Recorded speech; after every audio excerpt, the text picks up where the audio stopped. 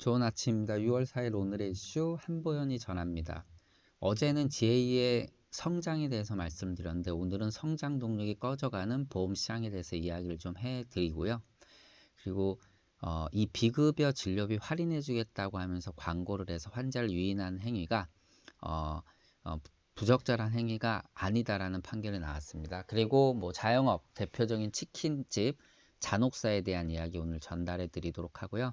한국경제연구원에서 한국의 성장률을 또 낮춰 발표했습니다. 그리고 파월의 금리 인하 서두를 필요 없다라는 입장이 나왔습니다. 뭐 지속적으로 미국과 중국의 무역 분쟁을 통한 성장률 저하가 금리 인하를 압박하고 있는데 이에 대한 파월의 입장이고요. 그리고 최근에 채권금리 급락이 조정장의 투자의 기회로 이어질 수 있다라는 재테크 기사도 같이 한번 보도록 하겠습니다. 먼저 보험 관련 기사입니다. 뭐 지속적으로 강의에서나 이 기사를 읽어드릴 때도 말씀드렸지만 가입률은 포화됐고요. 보험을 가입할 수 없는 사람을 따져보면 100%가 이미 넘은 거고, 그리고 보험을 구매하는 구매력 또한 저하됐습니다. 이것이 보험시장을 엄청나게 바꿔놓고 있고요. 가장 큰 시장은 아무래도 리모델링 시장이죠. 보험을 새로 구매하는 것이 아니라 기존에 갖고 있던 보험들을 조정하는 쪽으로 시장의 판도는 이미 크게 변했고요. 이거에 대한 고객 확보를 엄청나게 하려고 모든 영업하는 조직이 몰두를 하고 있습니다. 한 상위권 보험사 대표는 성장은커녕 급락하는 실정을 방어하는 것이 최대 현안이라고 얘기를 했고요. 뭐 설계사수 줄이고 지점 폐합, 통폐합하고 이런 식으로 이제 인건비를 줄이는 쪽으로 나가고 있죠. 그리고 새로운 상품 개발을 막 해야 되는데 사실 어렵다 이러면서 현재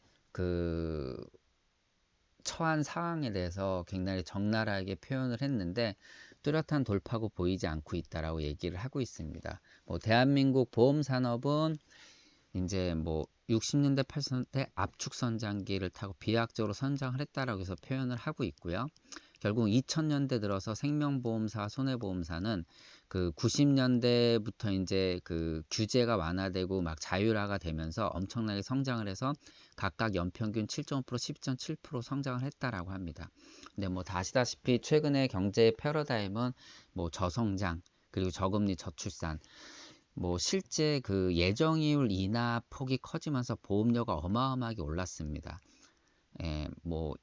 아주 예를 들어서 사망보험에 대한 손해율은 떨어졌다라고 해도 다시 말씀드리면은 평균 수명의 증가로 인해서 사망률이 떨어졌다고 해도 실제 종신보험이나 이런 보험들의 보험료가 인하됐느냐? 그럴 수가 없다라는 얘기죠. 왜냐하면 예정이율 보통 보험은 이제 우리가 20년 납 이런 식으로 내는데 원래 평생 내야 될 거를 20년으로 줄여서 내는 거죠. 보통 여기에 초점이 맞춰져 있고 20년으로 줄여서 낸다라는 거는 몇십 년 후에 낼 돈을 미리 땡겨내니까 우리가 할인을 받거든요. 당연한 거죠. 내가 돈을 미리 내놓으면 거기에 이자를 부여해 주는 것처럼 거꾸로 나중에 낼 돈을 미리 내면 이거를 예정이율로 할인한다라는 표현을 쓰는데 금리 인하가 예정이율 인하로 이제 귀결되고 그런 예정이율 인하는 결국 할인폭이 줄어들기 때문에 엄청나게 보험료가 사실 올랐습니다. 이러한 경험들을 실제 영업설계사분들은 실전에서 할 텐데 그래서 지난번에도 언급을 했듯이 과거의 보험을 함부로 해지하면 안 된다라는 게 여러 가지 이유가 있겠지만 물론 장단점이 있습니다. 절대적인 건 아니지만 이 보험료가 엄청나게 비교해 보면 상상을 초월할 정도로 저렴합니다. 그래서 그런 보험을 굳이 해지하느냐 매우 소비자들한테 큰 손실로 이어질 수 있다라고 몇 번 말씀을 드렸는데 결국은 현재 이 모든 보험사가 어려운 상황에 처했을 뿐만 아니라 다 아시다시피 IFRS 17이 시행이 되죠. 거기에다가 신지급여력 제도도 이제 준비해야 됩니다. 이것 때문에 보험사들이 엄청나게 고충을 겪고 있죠. 그리고 해외 쪽으로도 진출해야 되는데 해외 사업 진출도 사실 우리나라는 거의 진출을 하지 못한 현재 상황이 이라고 볼 수 있습니다. 그리고 어제 잠깐 말씀드렸지만 이제 GA 쪽으로 비중이 커지면서 수입보험료 50% 처음으로 GA 쪽에 이제 넘어섰다라고 말씀을 드렸었고요. 아무튼 이러한 상황에서 사람도 줄이고 점포수도 줄이고 있는 상황이고요. 1분기 손해보험사들의 당기순이익 보니까요. 여기서 빅4 삼성 마이너스 22.9%, 현대 마이너스 7.9%, DB 마이너스 10%, KB 마이너스 20%다 마이너스 성장했습니다. 이게 우리 영업전선에 계신 분들은 아실 거예요. 상품 엄청 좋게 판매했죠. 엄청나게 과열된 마케팅, 뭐 시책 장난 아니죠. 이런 것들이 결국은 보험사들의 그 성장을 저해할 수밖에 없는 상황이 돼 버린 거죠. 그리고 이제 연속되는 기사들을 보게 되면은 장기보험 30%가 2년 내 해지합니다. 예. 우리 어느 누구도요, 설계사도 소비자도 이 보험을 해지하려고 가입하는 사람도 없고요. 가입할 때 뭐 이거는 충분히 나는 유지할 거라고 생각을 합니다. 하지만 절대 그렇지 않죠. 왜냐하면 왜 그런 일이 벌어지냐면 이 보험은 철저하게 240개월 통상 활부 구매를 합니다. 그래서 내가 20만 원짜리 보험료를 내면 4,800만 원을 내는 건데 20만 원짜리 생각을 하죠. 이거는 구매할 때 이 상품의 가치를 매우 낮게 평가해서 쉽게 구매하고 결국 시장 경제는 순환합니다. 호황을 누리다가 후퇴하고 침체를 겪고 다시 또 회복을 하는데 이렇게 이제 디플레이션이 오게 되면 자산 디플레이션으로 이어지고 자산 디플레이션이 오게 되면 가장 먼저 손대는 게 보험입니다. 왜 보험이냐? 당연한 거죠. 앞으로 낼 게 엄청 많죠. 그걸 그때 봅니다. 예, 그때 앞으로 낼 게 몇 천만 원이에요. 두 번째, 이 더운 여름날 에어컨이 필요하지만 겨울철에 에어컨이 뭐가 필요하겠습니까? 상품의 가치 하락이 같이 동반이 되죠. 거기에 심리적인 요인이 주어지게 되면 상품의 해지로 이어지는 게 일반적으로 보험의 유지를 떨어뜨리는 기본적인 원인이고요.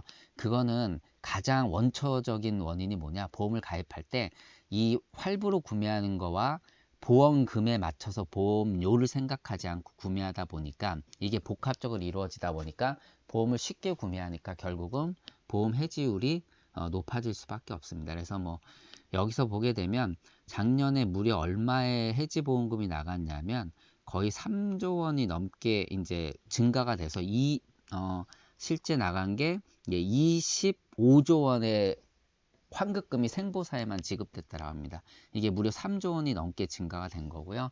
25회차 유지율이 65.5%로 3명 중에 한 건, 뭐 1명, 3건 중에 한 건은 보험을 2년 내에 해지한다고 합니다. 뭐 가계지출 나빠지면 보험 손대는 거 뻔한 거고요. 아무튼 그리고 이제 여기 중소보험사에서에 대한 걱정을 몇 가지 이제 근데 KDB 손해보험 생명에 대해서 이제 그 약간 언급을 했고요. 최근에 이제 RBC 비율이 관리제 초점을 맞추는 부분에 대해서 자본확충을 하고 있고 자본확충을 해서 결국은 매각을 하려는데 누가 매수를 하겠냐라는 얘기고 MG손해보험 RBC 그 권고 기준이 150% 밑으로 떨어졌죠. 그래서 권고했고 조건부 스윙은 했는데 5월까지 채워넣겠다라고 했는데 못 채워놨다라는 얘기. 그리고 다 아시다시피 이제 안방보험이죠. 안방보험이 인수했던 동양섬 ABL 한참 잘 나가다 안방보험 타격받았죠. 중국에서 공격받고 이 공격 때문에 결국은 지원이 굉장히 줄어들다 보니까 여기서도 약간의 이제 그 어려움들이 있다. 뭐 이러한 기사 내용입니다.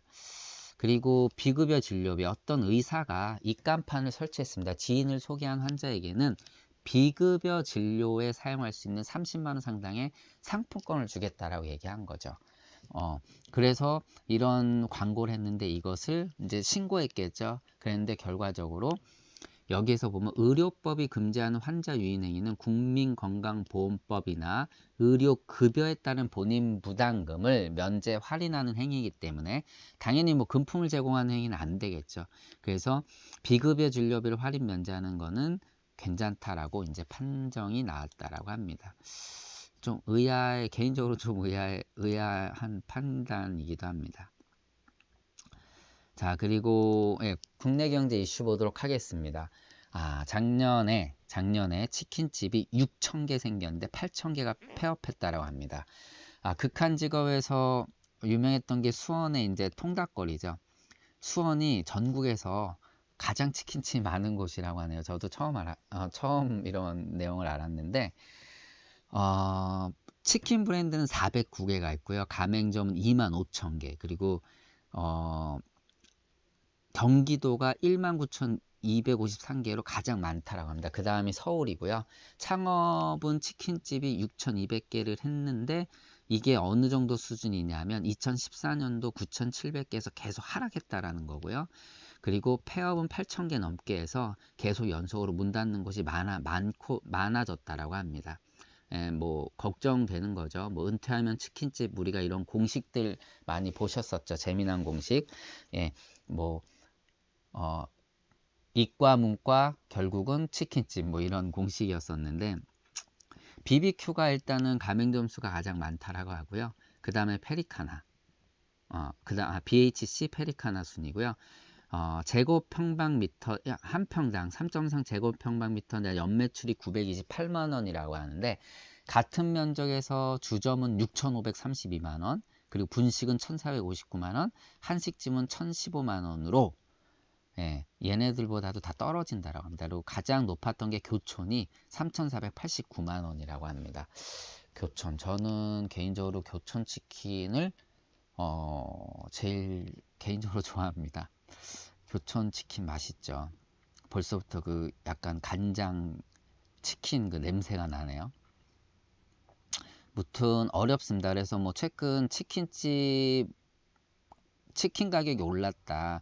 근데 뭐 치킨의 그 가격은 낮아졌는데 왜 치킨 가격만 오르냐, 뭐 이런 여러 가지 문제점들이 있는데, 뭐 가장 큰 문제점으로 꼽는 게 결국은 인건비 문제고요. 그리고 여러 가지 이제 서로 경쟁이죠. 이런 문제들. 인테리어라든가 이렇게 들어가는 비용들도 크고요. 이런 걸 뽑기가 어려운 듯 합니다. 자, 한경연에서 올해 경제 성장률 또 전망치를 하락했습니다.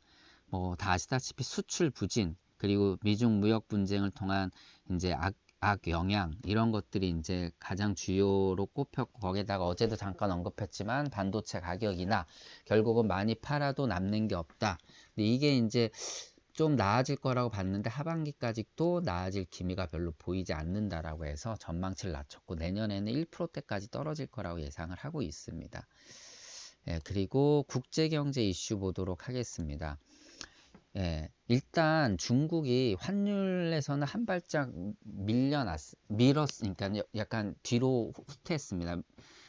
그러니까 실물 쪽에서는 싸움을 계속하고 있고, 환율 쪽, 이런 금융 쪽에서 살짝 물러났는데, 결국은 중국 입장에서는 위안화가 전날보다 내렸습니다. 다시 말씀드리면 이제 가치가 상승했죠. 위안화 가치가 상승을 했고 환율을 인하했는데, 환율을 인하한다라는 거는 중국 입장에서 보면 그 좋지 않은 거죠. 그럼에도 미국에서 이제 압박을 하다 보니까, 환율에 대한 압박을 하다 보니까 여기서는 살짝 물러났습니다.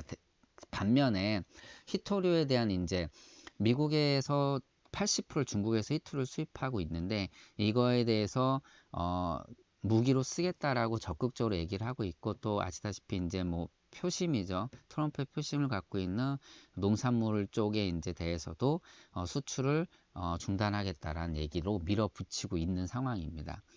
그리고 뭐 금리, 가장 중요한 역할을 하죠. 미국의 금리, 뭐 FRB의 금리 정책.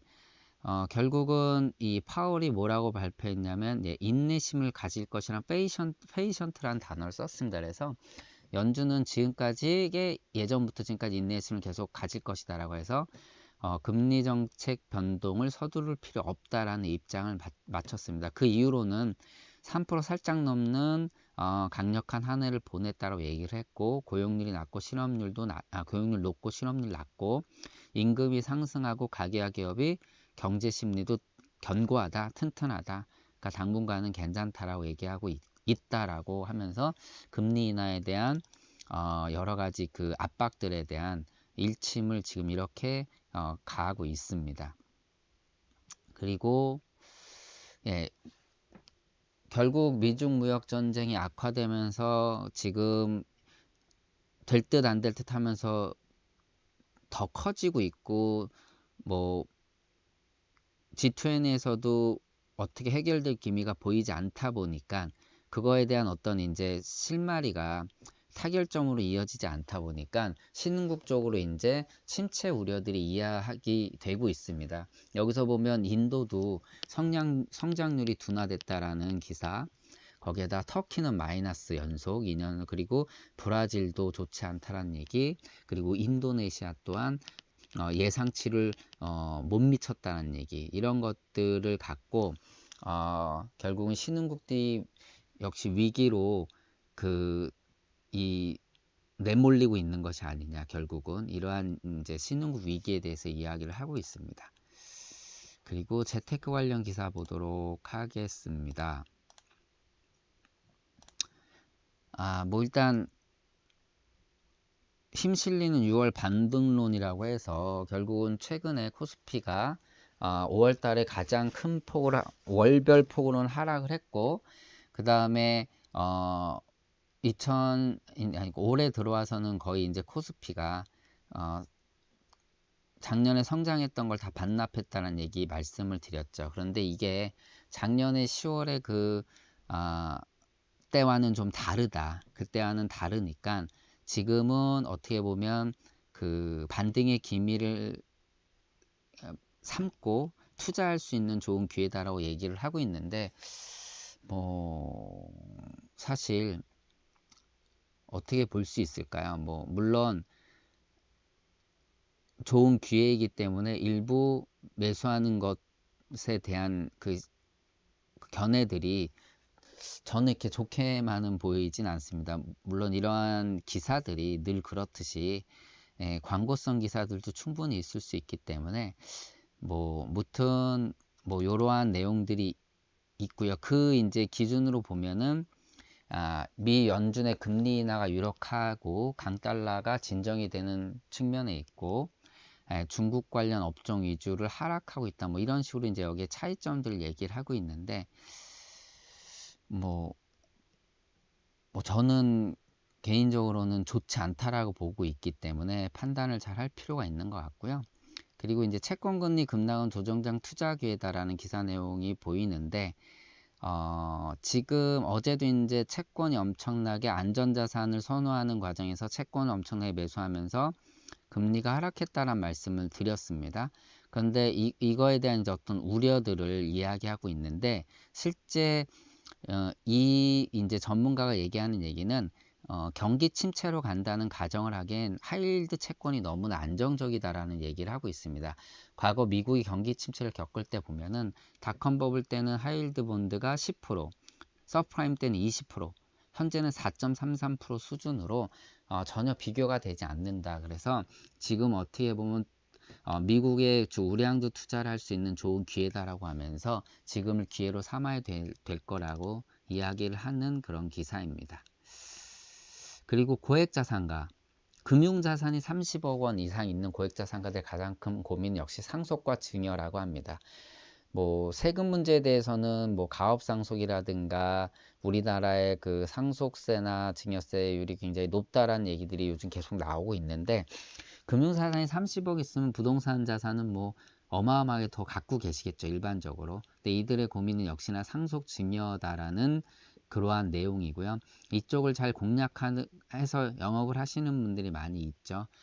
굉장히 중요한 부분이라 보고 있는데 그냥 간단하게 통계 자료가 나와서 뽑아왔습니다. 그 다음으로는 금융 수익에 대한 재고성, 그 다음에 양도세, 절세에 대한 부분들, 그리고 부동산 투자를 어떻게 하냐, 이런 순으로 고민거리들이 자리하고 있습니다. 자, 오늘은 여기까지 하도록 하고요. 오늘 하루도 행복한 하루 되시기 바랍니다. 한국보험보장연구소의 고정욱 소장이었습니다. 고맙습니다.